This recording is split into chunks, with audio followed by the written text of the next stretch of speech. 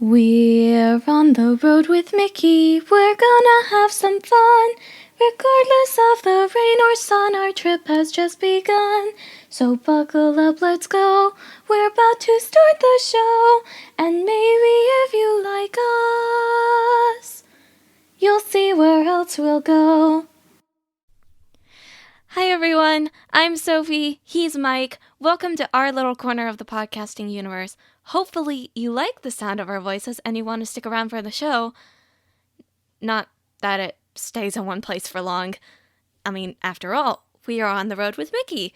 So hop in the car and buckle up your seat belts because we've got an awesome adventure this week. Now a brief rundown before we get moving. First up, our roundtable talk where we'll discuss the main topic for this week, followed by some Disney trivia ranging from Disney history to a random Disney character of the day. Well, that's just about it. Everybody ready? Let's get this show on the road. Hey everyone, I'm Mike and she's Sophie. Hi. And we're on the road with Mickey. This is episode number 33 for August 17th, 2020. And our feature topic today is touring Epcot's World Showcase.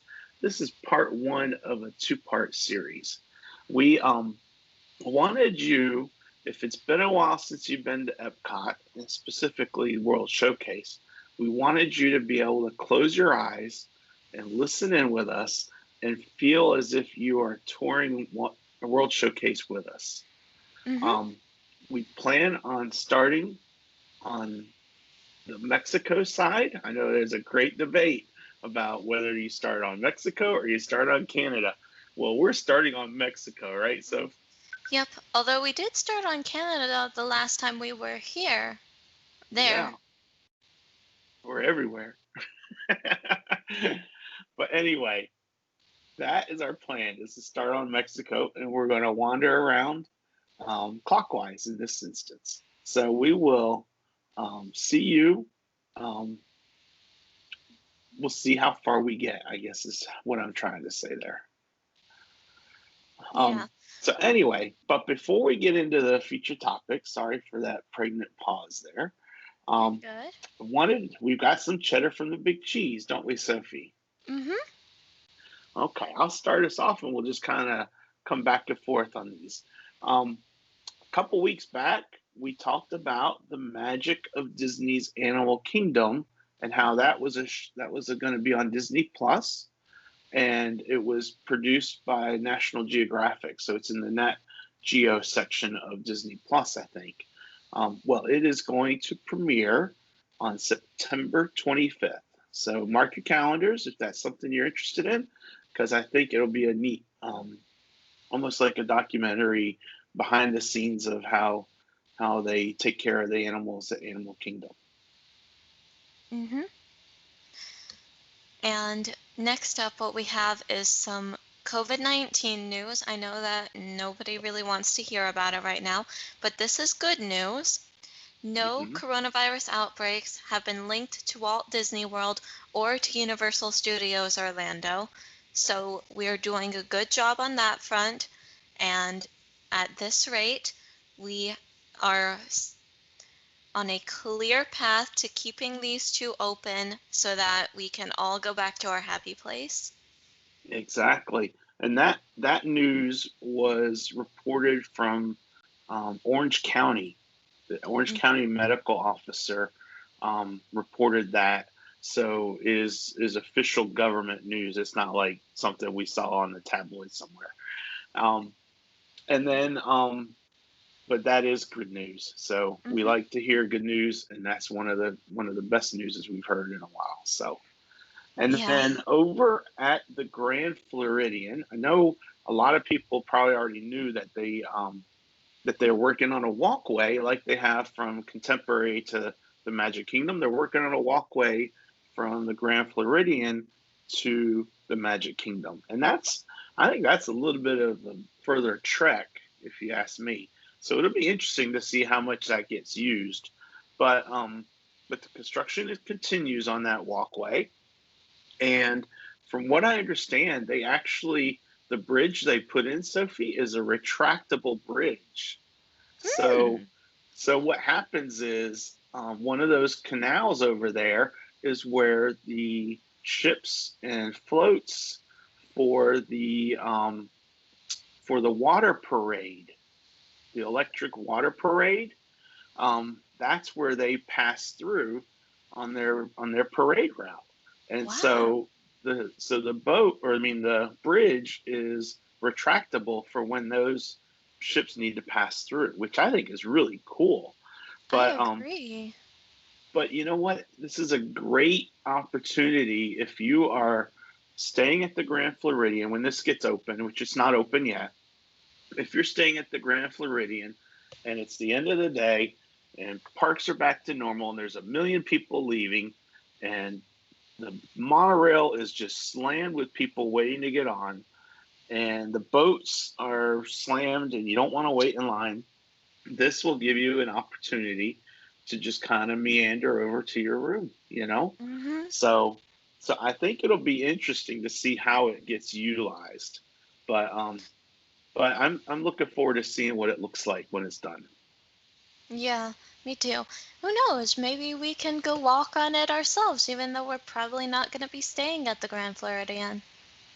Yeah, absolutely we could use that. So it'd be Now worth they seeing just what need it's to like. make another route from, now they just need to make another transportation route from Magic Kingdom to Fort Wilderness.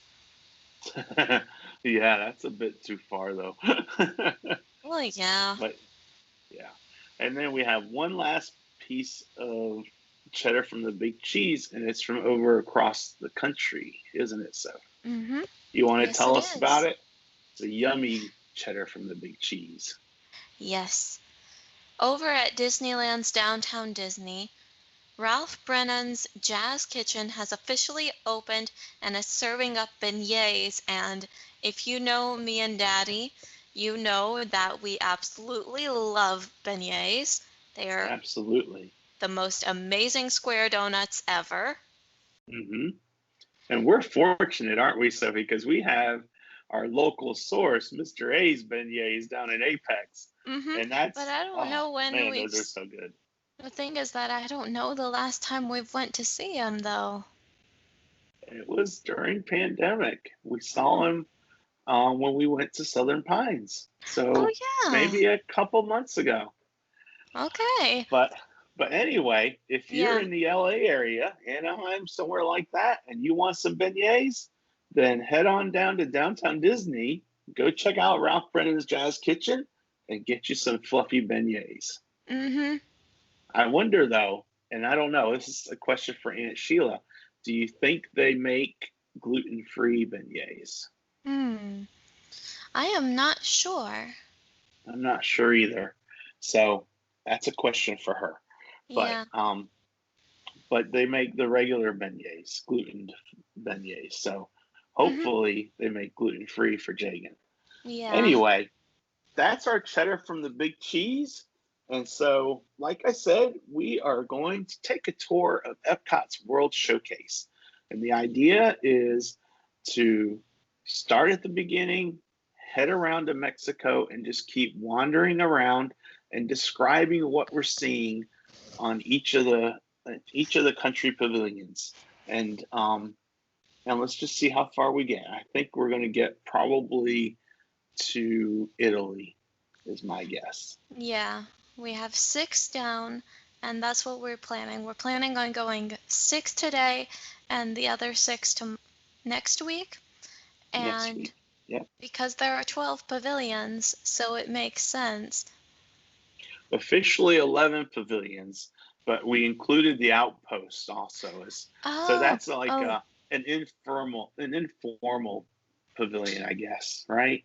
yeah. So but that makes the American Adventure Pavilion the start for next week. So Mm-hmm. that'll be a good one to start with. All Yeah. right. So Sophie, do you want to tackle Mexico or do you want me to tackle it? I would love to tackle Mexico, or maybe we can tackle them all together. Feel free to interrupt me if you have anything. Okay. Well, Mexico. This, along with Canada, are the two most frequented pavilions in Epcot just because they're the ones closest to the entrance. Yeah. And Mexico is actually one of my favorites. That's why my dad and I, we always go count, no, clockwise around the pavilion instead of counter. Hmm. And there are so many things you can do there. For example, it's one of the few pavilions that actually has a ride or attraction inside of it. A lot of these pavilions, you would think that they have a lot of rides, but they really don't. But Yeah. Mexico is an exception to that, and it features the Grand Fiesta Tour starring the three caballeros, and those are my favorite birds ever. Yep. I love And who them are so they? much. Panchito, Jose, and Donald Duck, of course. Of course. hmm Donald is And mentioned last, but he is by no means least, oh right? no, no, no, no, no. He has the biggest hat. He is definitely, yes. So, the in case you haven't ridden the ride, I suggest you do because you're missing out. It's so fun and cute and musical, and we all love it.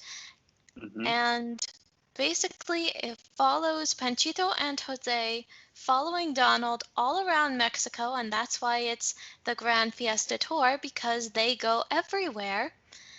Yeah. And mhm, and it And features so, good music, and mhm, there are even animatronic bits in it, although it's mainly just show clippings.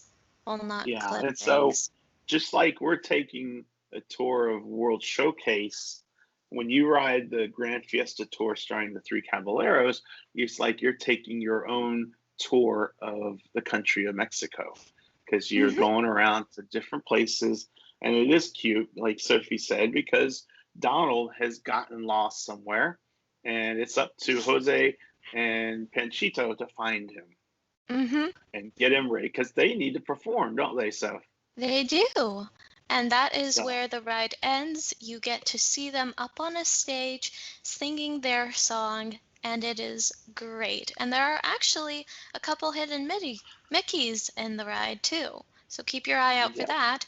And of course, there are other attractions, not just that ride, because the Mexico Pavilion is very, very large, at least on the inside it is. It features Mexico folk art. There's, of course, this place called the Kid Cot, which is how you get kids involved in the entire experience, because Epcot is really a park for the adults, not in a way that it's inappropriate for kids, but that adults will probably get the most experience out of it. And so you yeah, have to make sure that your kids have fun while you're there too. Otherwise, they're not going to want to come back. And that's what the Kid Cot is for. So there are fun stops all around World Showcase, and they help get the kids involved in the culture that the pavilion is celebrating. And then, of course, they also have the theming of the pavilion, and it is meant to be a Mexican open air market at night, no matter what time of the day it is. It could be bright outside, but it's always night inside the Mexico Pavilion. yeah. It's a very, if you are going there with your spouse or with your girlfriend or boyfriend, it's a very romantic setting because it's mood lighting and it's Mm-hmm. just it's just a really cool atmosphere. It's like you just wandered in and off the street somewhere and you're in the middle of the Mexico market, like Sophie said, and it's very much an open air feel to it. So you got Mm-hmm. this really cool fountain that's in the middle of it, and you got these little street vendors with their carts set up and Yep. things for sale, and they've got other shops, and then there's restaurants Mm-hmm. and so forth. So Speaking of the restaurants, yeah. there are actually very many that are inside the Mexico Pavilion, and there are a few outside as well. Hmm. But there are many different restaurants that you can enjoy there. And we have the San Angel Inn, La Hmm. Hacienda de San Angel, Hmm. And those are the table service restaurants. And then we have a Yeah. counter service restaurant, La Cantina de San Angel. You see, they like angels a lot. And then there is actually a lounge called La Cava de El Tequila, which I am not allowed to go into, and that's okay. Yeah. So on the inside of the Mexico Pavilion, which by the way, we didn't even discuss this, but it's shaped like one of the Aztec pyramids, isn't it so? It is, or at least it's shaped to resemble one. I think that most of Yeah. them are not as steep as that one is, but that's okay because the pavilion is shaped in a way that discourages you from climbing it. Oh yeah, definitely. But inside is where you'll find the San Angel Inn Hmm. and the La Cava del Tequila. And outside of the pavilion building is where you'll find the Hacienda de San Angel and the La Cantina de San Angel. And so um, counter service is really easy to get there. And and it used to be Hmm. that you could, when you went to La Hacienda for your table service reservation, you could request a seat by the windows and watch the fireworks. And of course, they're not doing the fireworks right now, but when they bring them back, that might be a really interesting thing. And one of the neat things about Mexico, and Sophie, I'm not sure if you knew this or not, but at the top of the pyramid is a Yeah. control room, and that is where they did the lasers and the laser lights and so forth for the old reflections of Oh, Earth, the fireworks.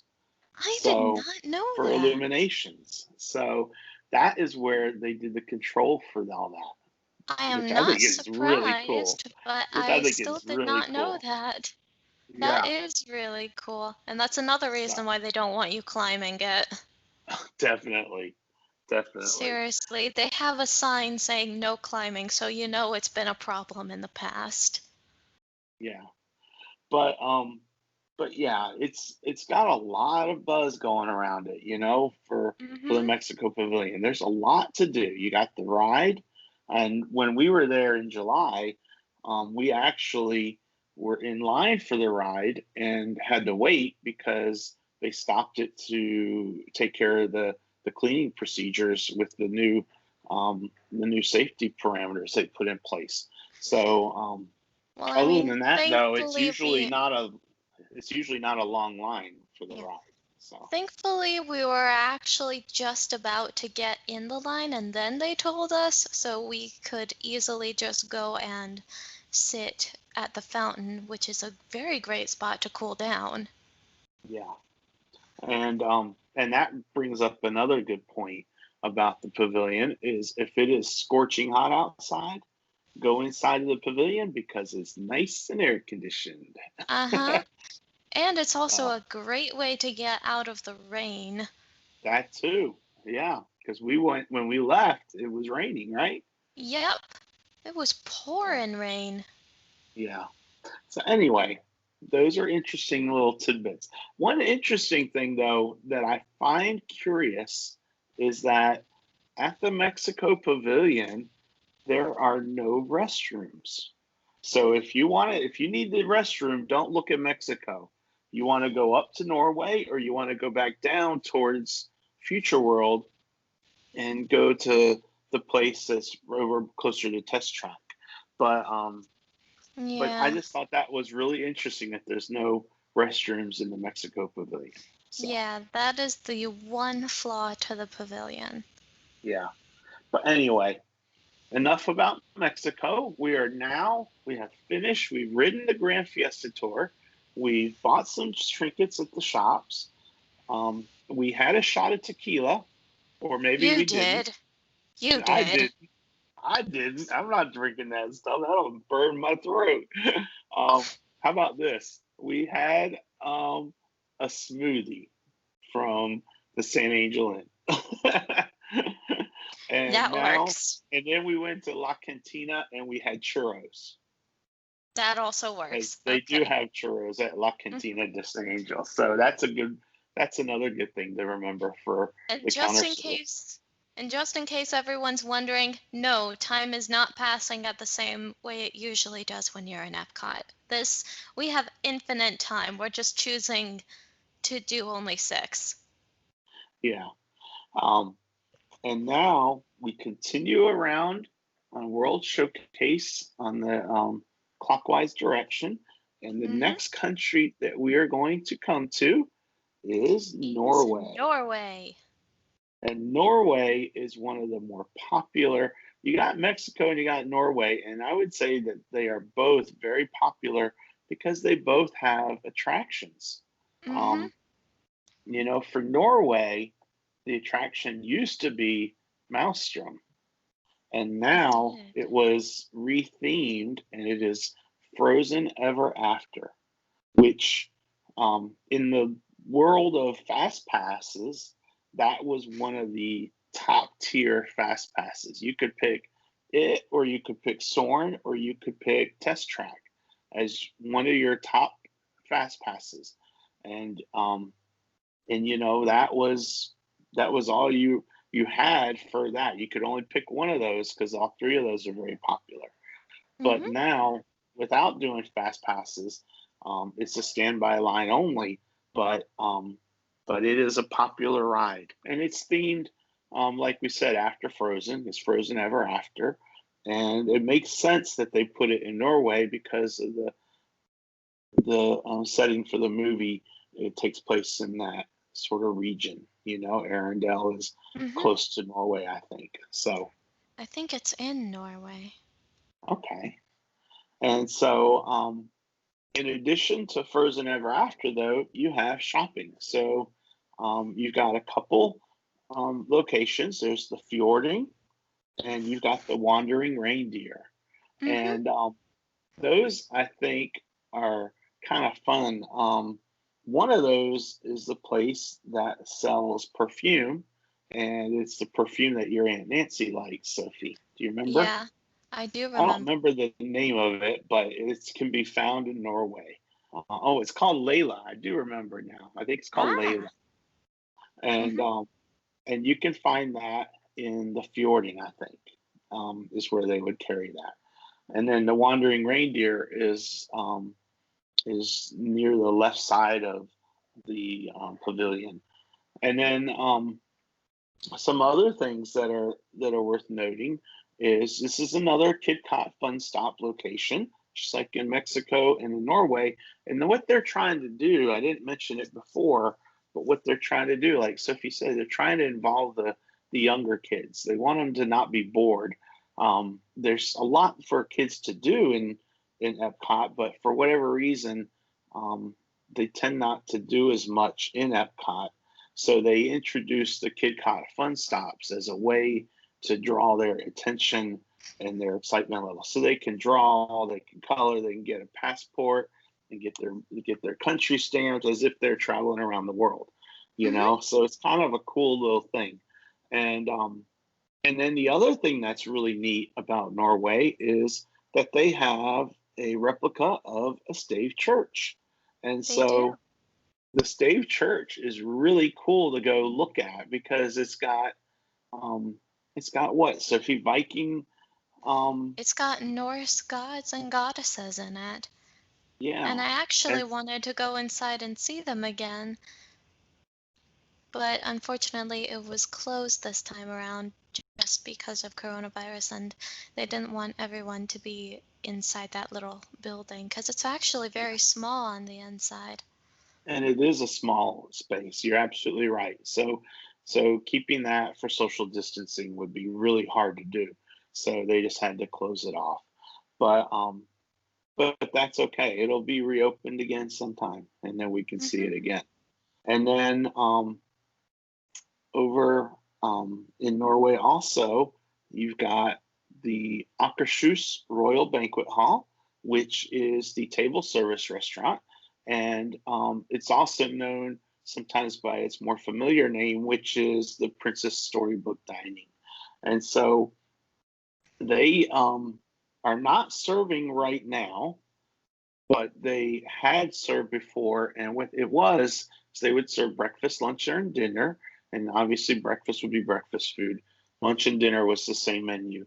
But you would meet one of the princesses, and it was usually Belle, was who you met, and then you got your picture with her, and then after that, the other princesses would come to your table while you're eating, and so it was a big time character dining location, and it was as big as far as princess activity as you would find even at Cinderella's royal table over at the Magic Kingdom.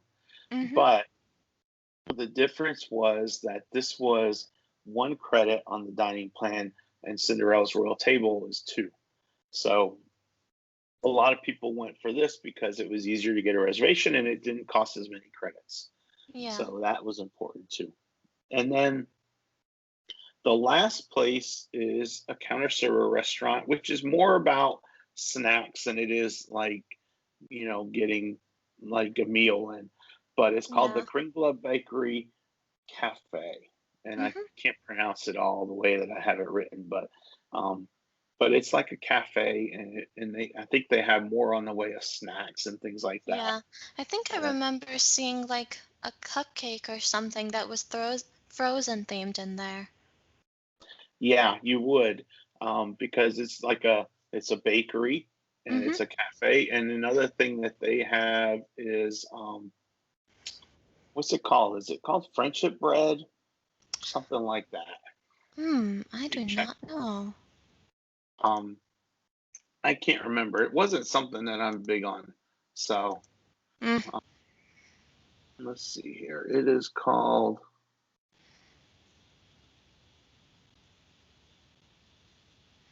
Well, I can't figure it out, but anyway, um, but yeah, it's a bakery and it's not open right now, but it will be. Hopefully, that's called school bread, not friendship bread. School bread, um, Ah. and it's a sweet roll filled with custard and dipped in coconut. And so Hmm. that was like one of the biggest sellers was the school bread. So anyway, Okay. but Norway didn't have as much to do as you'd have in Mexico, but it's got a heavy hitter when it comes to the attraction with Frozen Ever After. So if you're going there for the attraction, expect it to be a little bit more busy because of that. So, Yeah. and so after we leave Norway, um, we continue around and we actually come up to which country, Sophie? China, which Yeah, is one of the most visually stunning pavilions I have ever seen. yeah. I love China. Tell me why. Well, for me, when I took my World Civilizations class, my first year at Wake Tech, because I went to Wake Tech for a year or two, I when we started talking about China, I was enthralled with the architecture. I'm always enthralled with the architecture of ancient civilizations, and China is everything you would expect it to be. It has the architecture of the Forbidden City and is just amazing to see. And as well, they have all these different things that make the atmosphere. It feels like you're really in the time period that it portrays. It has traditional Chinese dancing.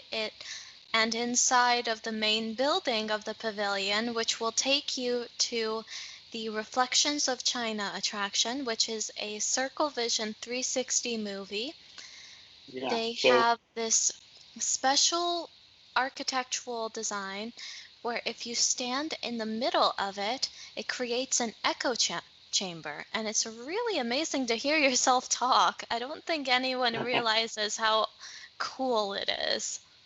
yeah, I don't even know that I knew that that existed. I wanted to touch a little bit about the circle vision. Can I interrupt for a moment? Of course you can. Okay. So if any of our listeners haven't seen the movie in China, they may not know what Circle Vision 360 means. And what it is, when they filmed this movie, which is all about the country China, and it talks about the different regions and so forth. But the camera they used or the apparatus they used to do their filming actually had a camera that it had several cameras positioned so that they were recording all at the same time, and you were able to see no matter where you looked, you could see a different section that you wanted to look at. Um, so if you were looking forward, whichever way the airplane or helicopter was flying, you would see forward. But if you wanted to see where you'd been, you turn around and you look and you see where you were behind or over in the angle to the right or to the left or however, because it was a round room and it was a 360-degree view of all of that. So you could see all of the different perspectives. And to me, that was always really neat to be able to see that. Hmm. So it's very much a different movie experience than what you're used to when you're seeing a movie. Yeah. So And I just love it. It's very similar to the Canada Pavilion's attraction, and that is fine because both of them are visually amazing to watch. mhm. And as well, their waiting rooms, they have so much beauty, especially Yeah, China though. And if anything, China also has more things to do than just the movie, although the movie is stunning. They yeah. actually have different things, shopping opportunities, and these include the House of Good Fortune and Good Fortune Gifts, Mhm. and you can buy things there. I've actually been inside them and they are so pretty. Oh my gosh, I you were going to hear me gushing about how pretty these pavilions are the entire time we're talking here. Yeah, and so House of Good Fortune is inside the main part of the Hmm. pavilion because there's a sign right as you get to China that's a great, by the way, it's a great spot for a picture. And and so it's almost like an archway that welcomes you into China. And then so the House of Good Fortune is inside the archway, so it's still an open air sort of thing, but Hmm. but it's to the left. And so the Good Fortune Gifts is more like a almost like a little street market type of a setup, where you can, small little building, not much opportunity to walk into it, but you can still see some of the smaller gifts that you might want to get as a souvenir or things like that. Whereas Hmm. House of Good Fortune would be higher end and bigger presents that you were looking at. I actually have a parasol that I got from Good Fortune Gifts, and it has my name written Exactly. on it in Uh huh. Chinese, of Yeah, course. And of I think course. my And yeah, that's exactly where you got that. I think the vendor who sold it to me said that my name was particularly hard to translate for some reason. So who knows? Maybe it's not my name, but something close. Well, yeah, but we'll go with it and say it is your name. Yeah, who knows? so, so And then, you of mentioned course, you mentioned the echo chamber. Is that in the House of the Whispering Willows? no, that is in the building that takes you to Reflections of China. So you know that big circular tower building? Hmm. The pagoda-like one, but pagodas are Japanese, I think. That one, if you stand in the exact center of it, and you'll know where the center is because it has a mosaic floor inside, and you can see where the center of the floor is. If you stand right in the center of it, then it will be like an echo chamber almost, and you can hear Okay. your voice ringing off of the roof of the building, off of the ceiling and whatnot. And then when you go further inside, that is the waiting room for the Reflections of China, and it can actually take you to the House of the Whispering Willows, but it is not actually part of the building. Oh, okay. Okay. And for those of you who are unsure of what we're talking about with the House of the Whispering Willows, that is actually an homage to Shanghai Disneyland, and it has murals of its construction and what it was planned out to be. And Okay. if anyone has seen a certain, I'm trying to remember what the name is, but there's a certain show on Disney Plus, and it's all about the construction of different Disney projects from California Adventure, and it highlights on Shanghai Disneyland. And in the show, it says what Shanghai Disneyland was meant to be. It is meant to be a celebration of Chinese culture mixed with the magic of Disney, and it is by far the most culturally diverse of the Disney parks, I believe. That's what I got from it. And it's very beautiful too. Yeah. Okay. So now that we've seen the movie and we've done some shopping, what do we have for dining there, Sophie? For dining, we have a table service restaurant and a counter service restaurant, and I have actually been to neither of these. I know we But haven't then. yeah, I think I remember like suggesting it one time for one of our next trips, but we ended up going for the Japan Pavilion. Not that I'm complaining, Japan is amazing. And the table service restaurant is the Nine Dragons restaurant, and nine is a very important number in China, so are dragons, so that one makes a lot of sense to me. And the counter service restaurant is a quaint little name called the Lotus Blossom Cafe. I've actually haven't seen that one, I don't think. Well, maybe I have, but I wouldn't recognize it. The Nine Dragons I can definitely recognize because it's right at the entrance to the pavilion. Yeah. Yeah. And actually Lotus Blossom is right next door because they would share the same kitchen. So Oh. if you wanted to get, it's almost, think of it like the Yak and Yeti. The Yak and Yeti at Animal Kingdom has the quick service place, and they also have the table service restaurant that you could make a reservation for. So Mhm. it's a similar concept here, where you have the Nine Dragons for your table service, your sit down meal, and then you have the Lotus Blossom if you wanted to grab a quick bite just to have while you keep walking. So, Mhm. okay, so that is China. And I hope that everyone is enjoying this as much as we are, because for Sophie and I, as we talk about these, it just brings us right back there, doesn't it, Soph? It does. It really You does. know, because it's really, it's a beautiful day there. I mean, it's not too hot, it's not too cold, it's a perfectly sunny day. It's not raining on us, Mhm. and you know what? The crowds are light too. So They we've really just are. got the whole It's park to ourselves amazing. practically. We do. It is amazing to watch. I love it. Yeah. So we have finished with China and we are continuing, and we actually are coming to a little, almost like a hole in the wall. It's not a true pavilion.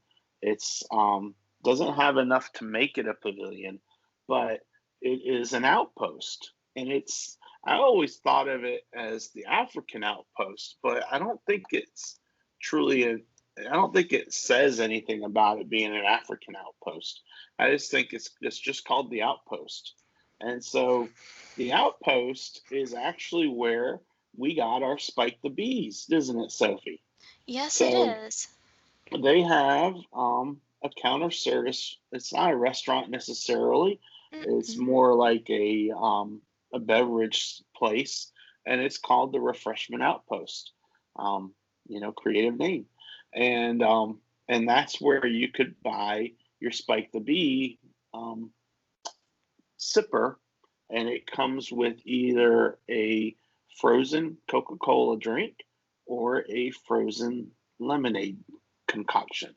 Mhm. And so it's almost like an icy or a Slurpee or something like that.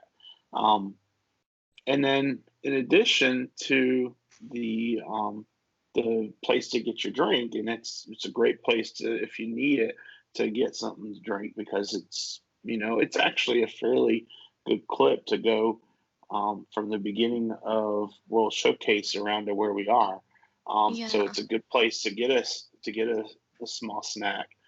They also have a place you can do some shopping, the Village Traders, and if I remember correctly, they also have um, a place where you can bang on the drums, and Hmm. so if you have kids that are um, you're starting to wonder, oh my gosh, are they having fun or anything like that, this is a great spot for them to just get some of that energy out and bang on some drums, right, Sophie?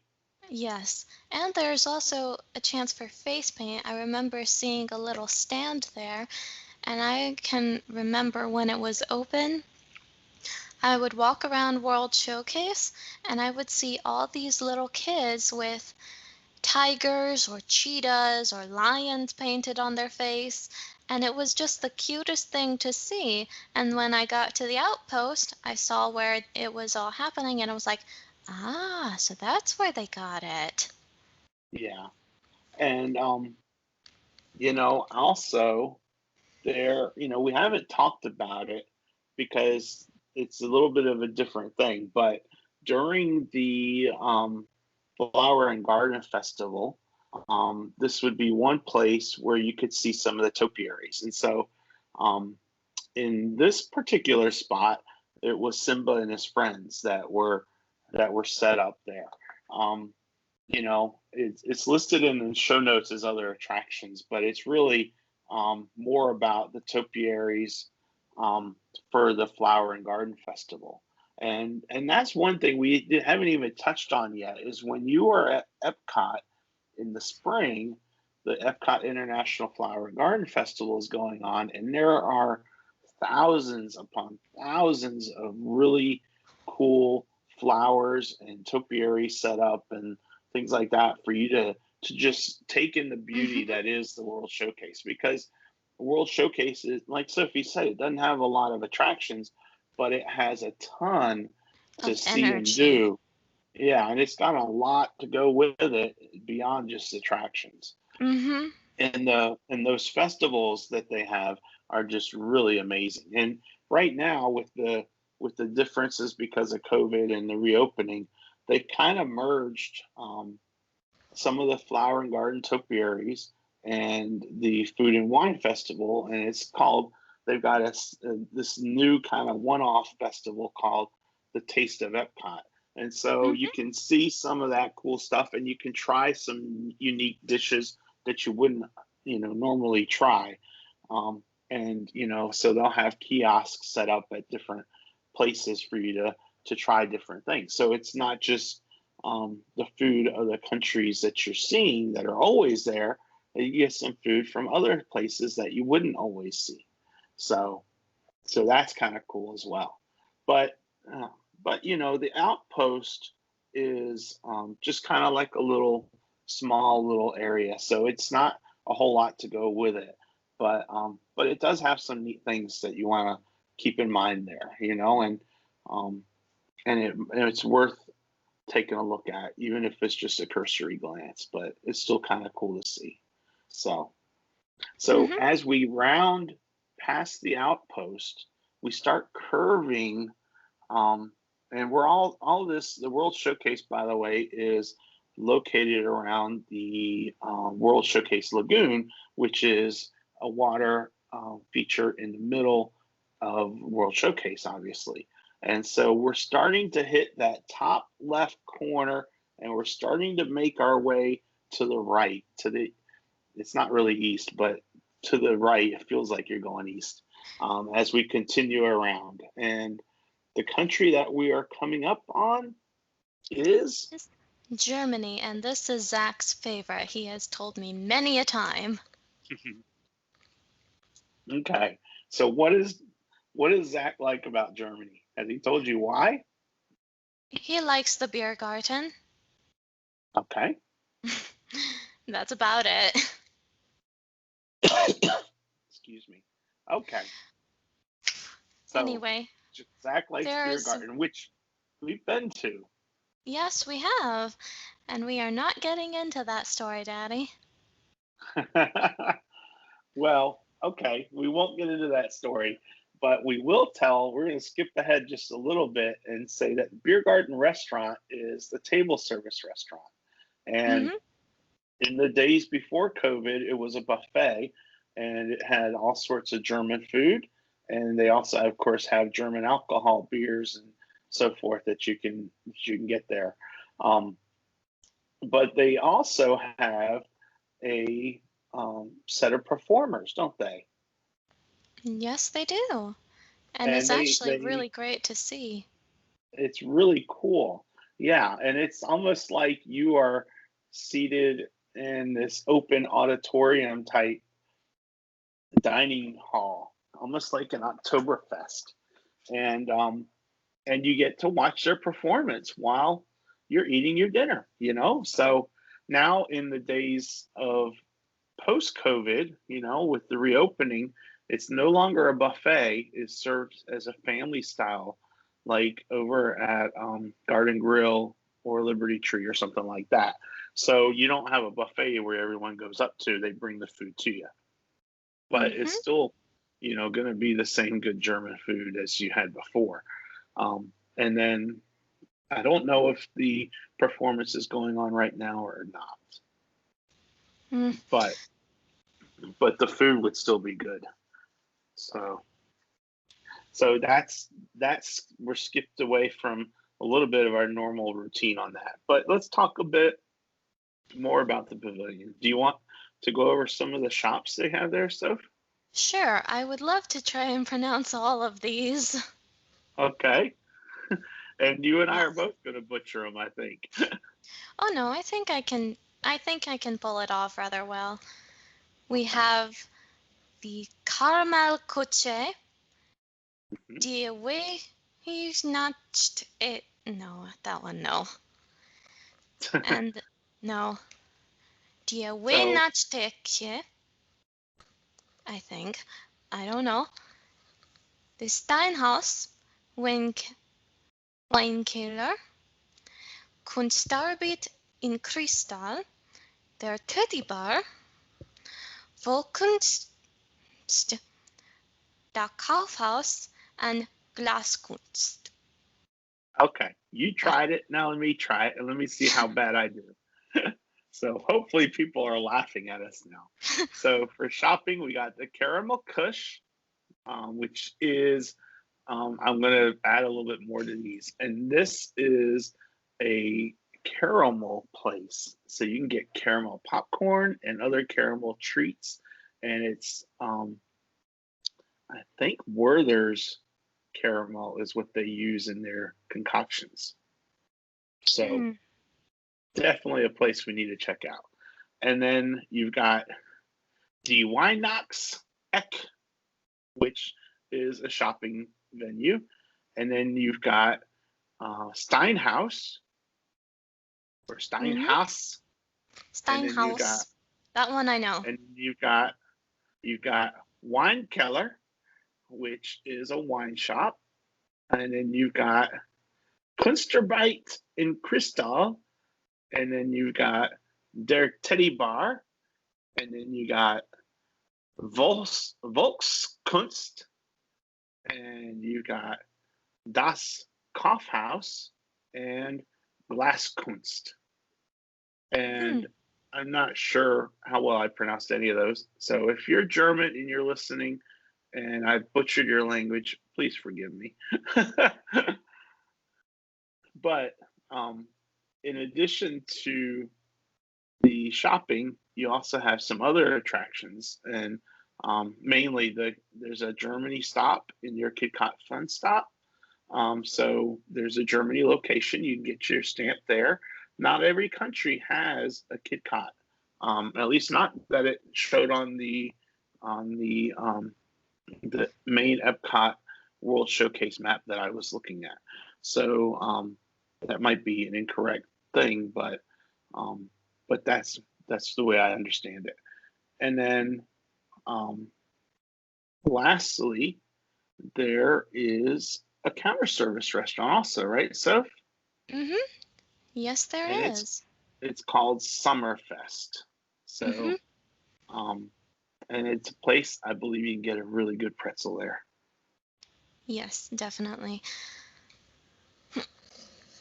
And Sorry. then as a side note, the in World Showcase, one of the things you can do is you can leave from the entrance at World Showcase and you can take one of the friendship boats that takes you to other countries. And they have a friendship boat that launches and docks here in Germany. So if you wanted to catch the friendship boat, you could catch it from here, and it would take you to another part of World Showcase without you having to walk, because it is a fairly long walk. I think it's about a mile and a half or 2 miles completely all the way around.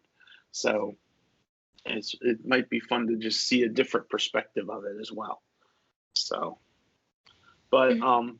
as you can tell, actually from what we've seen so far in our journey today, Germany actually seems to have the most shopping of any of them. Oh, and one other thing that Mhm. Germany has that we didn't touch on What? is, do you remember the model train locomotive setup?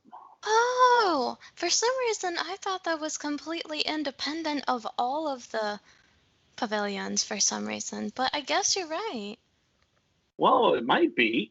I always thought of it as being part of Germany because it's right beyond Germany. And so maybe it is independent, but there is a train layout set up, and it's really cool because they have several different tracks and the trains just run constantly, and you can watch it, you can Mhm. take photos of it, you can have your kids look at it and they just love it.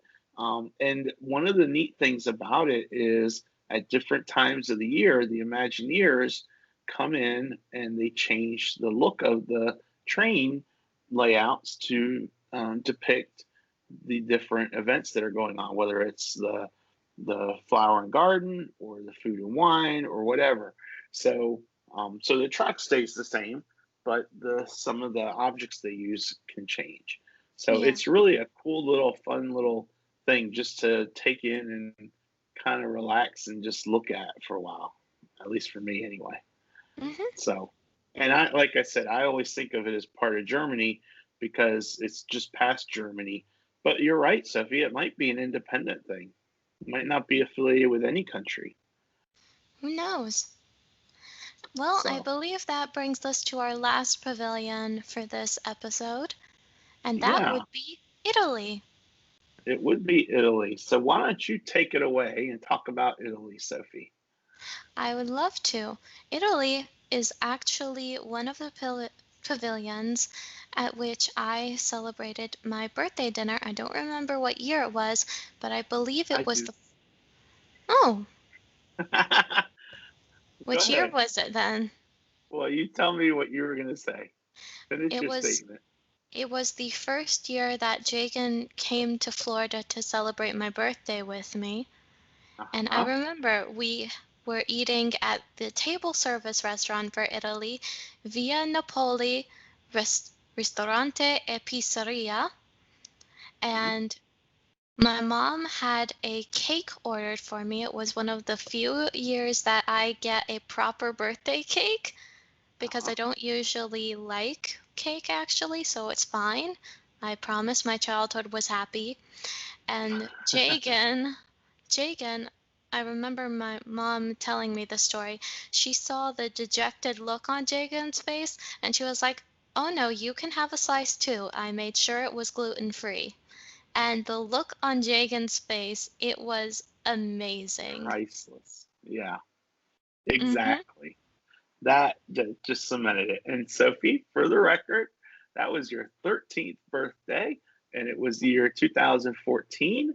And we also had Riley, and we had, of Mhm. course, Aunt Sheila and Uncle Randy, and we Mhm. had Aunt Leanne with us. And we all Got it. celebrated your birthday, and we had a really long table, and Aunt Leanne took a million pictures because that's what she does. Yep, that's And what. it was awesome. It was so much fun. And I'm going to tell everybody that restaurant is the best pizza I have found in Disney. And, if you disagree, leave us a note in the comments and tell us what you have found to be better pizza than Via Napoli because I love their pizza. And I could eat there right now, in fact. But maybe that's just because we're filming on a Thursday and it's almost lunchtime. Oh But yeah, yeah, I am getting a it's a little bit really cool hungry. atmosphere. It's a really cool atmosphere. Um they have really big pizza ovens and they have it's great, just a great venue, great environment. And Hmm. there's more than just pizza there. You can order dishes as well. So you don't have to just go there and looking for pizza. But for me, pizza's where it's at when you go to Via Napoli. Um, Hmm. and so some other things are some of the shopping. There's Il Bel Cristallo, right? Yep. And there's La Gemma Elegante, Hmm. and then there's Bottega Italiana. And those are some of the shopping. And just like everything, we're just giving you names here, and there's a lot more you can see and learn about them online. So if you're interested in what they're offering, um, typically it's souvenirs and things like that. And some of the shops will have toys for the kids, and some will Hmm. have other stuff. But just think about that. So go online and look them up and see what they've got. And then there's also um, Gelati, which is a counter service or like a cart sort of kiosk, and it's Hmm. probably I think they serve gelato there. And then there's the Tutto Gusto wine cellar, and that is a wine cellar lounge where you can go in and you can try different wines and just relax and get off your feet and then enjoy being with your family and your party and whomever you're there with. So Italy, as far as the pavilion goes, does not have any attractions. Um, but it has a lot of other things. And there's actually, not right now because of COVID, but there's actually street performers that also perform in Italy. And I'm hoping when everything is done with COVID that the street performers will be back because that's a big part of Epcot is the street atmosphere. Hmm. So that kind of wraps us up for our halfway tour. We're at the halfway spot of our tour around world showcase. We have finished at Italy, and our next one next week, our first one, is going to be the American Adventure Pavilion. So come back next week, and we'll pick it up from there and go on through the rest of it. And I think you're really going to like hearing about the American Adventure Pavilion. So, but anyway, thank you for joining us on our feature topic today. And now it is time for this day in Disney history. Hmm. And I have So, two things. I've, the second one was a little last minute decision, but I think it's cool because it relates to us, Daddy. okay. And the first thing I have in 1986. Oh, the year I graduated high school. Yeah. Wait, Yeah, that one. it, it was that long ago? Oh my gosh. I know I'm old, just a Just a little. little.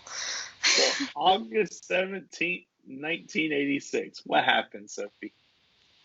Luxo Jr., the first film produced in 1986 by Pixar Animation Studios following Oh, its establishment as an independent film studio, premieres in Dallas. A computer nice. animated short film, just 2.5 minutes, including credits. It is John Lasseter's second short and first film from Steve Jobs' newly formed company Pixar.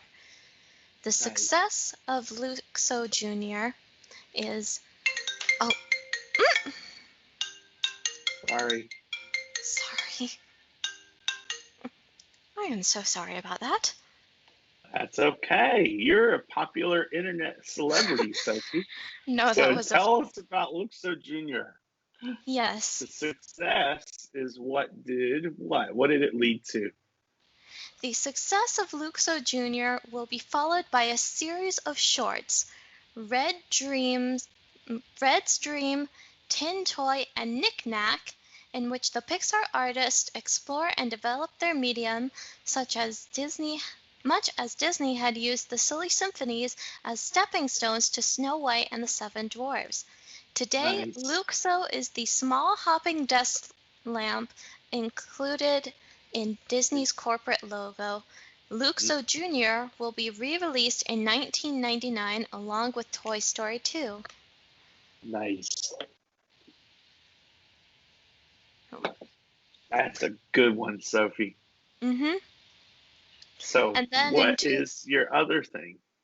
In 2002, the Orlando Rays, the classic AA affiliate of the Major League Baseball's Tampa Bay Devil Rays, take on the Carolina Mudcats for the first of a 4-game series at Disney's Wide World of Sports complex in Florida. Yep. And that's why it applies to us, because we are in North Carolina, and although we don't have a Major League Baseball, we do have the Carolina Mudcats. That's right. And we've been to a Mudcats game. Mm-hmm. And we met Aunt Ann and Uncle Jerry there. Yep. And that's so funny that they're down there. And the Wide World of Sports complex now, Sophie, it just finished up remember the MLS Soccer is Back tournament that we talked about? That just finished, I think, last week. So they just finished that tournament, and that's kind of cool that that the Wide World of Sports complex is still doing so much all these years later. And what was I going to say? Oh, it used to be that the Wide World Sports Complex also was the spring training home for the Atlanta Braves, which was a Major League Baseball team. I don't know that they're still there or not, but anyway, so that's cool that they competed against the Mudcats. I love it. That's awesome. Now, it doesn't say which team won that game, but that's okay. Yeah, that's fine. Yeah. So I'm going to put my glasses on because it's time for our Disney Who's Who character.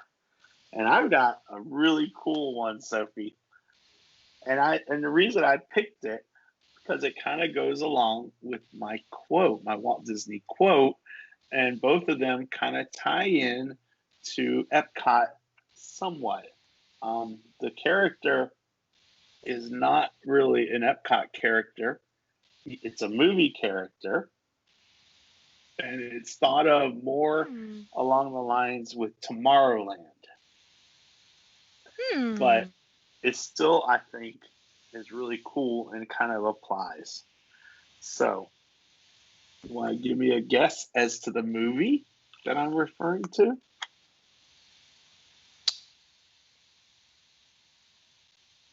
It applies to Tomorrowland. And it's not Tomorrowland, the movie. No, this is that about... would be too easy. I think this is all about the animated Disney characters. Yeah. Is it 2D or 3D animation? I think it was 2D. I'm gonna go with Stitch. No. Yeah, I don't know. I heard Tomorrowland and thought Stitch's Great Escape, so... Yeah, not Stitch. The movie is Meet the Robinsons. Oh, And the character is Wilbur Robinson. okay, Daddy, that's 3D animation. Is it 3D? Yeah, Okay, well, I think of it as 2D. You need to ask me different questions then. sorry. Because I didn't think we wore glasses when we saw it. Well, no, that's not. It's 3D because Shows what I know, people. Not much. 2D animation is like paper drawings. You know Cinderella? Okay. That's 2D animation. Meet the Robinsons is 3D animation because it incorporates the use of 3D shapes, like spheres and cubes versus circles and squares. Oh, okay. Well, then you got me on that. So, anyway, Wilbur Robinson. He is a mysterious boy from the future who claims to be a time continuum task force officer. In reality, Wilbur is Lewis's future son. Wilbur's greatest flaws, inflated self-confidence and a cocky attitude, are also his greatest assets. They allow Wilbur to stay one step ahead of his enemies. Although Wilbur knows who Lewis is, he is careful to keep the truth from Lewis.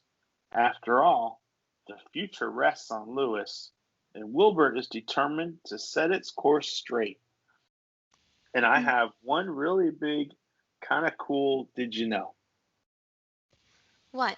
Did you know that searching for a description of someone who looks the opposite of his father, Wilbur tells Lewis that his father looks like Tom Selleck?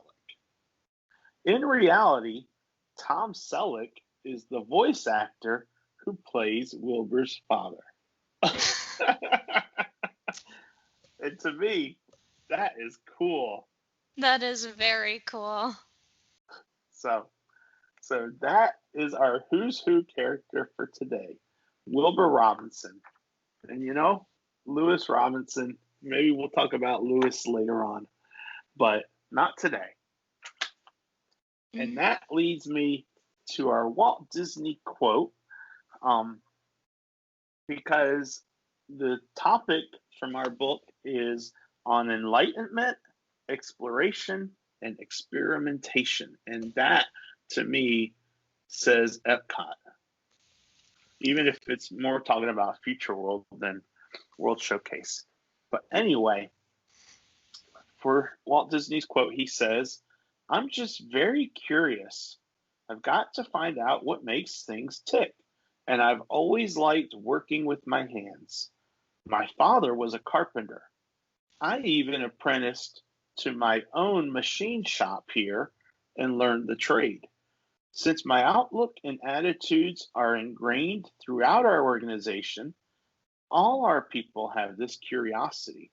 It keeps us moving forward, exploring, experimenting, opening new doors." And that, to me, is what Epcot is all about. I love So- it. So that is our Walt Disney quote for today. And that wraps up this week's On the Road with Mickey. And I hope you all have enjoyed it. And I hope that it's wet your whistle a little bit for what it's going to be like going to Walt Disney World. And you know what? Even if you can't make it to World Showcase, go on to Future YouTube. World is great. Yeah, but go to YouTube. Look up. There's all sorts of walking tours of World Showcase and Future World and ride videos and things like that. So if you need your Disney fix, that might be a way to get it. We talked about that previously too. But I'm going to close this out by saying that On the Road with Mickey is sponsored by Pixie Vacations by Mike Ellis and Tech Solutions NC. If you have any computing or travel needs, reach out to them. Tech Solutions is found at techsolutionsnc.com or on Facebook, and you can reach Mike for travel needs at mike@pixievacations.com or on Facebook at Pixie Vacations by Mike Ellis. Well, Sophie, as always, thank you for joining us. And thanks for being my co-host on all these chapters of our Walt Disney and On the Road with Mickey series. Of And course. and we will See you on the see you road. on the road.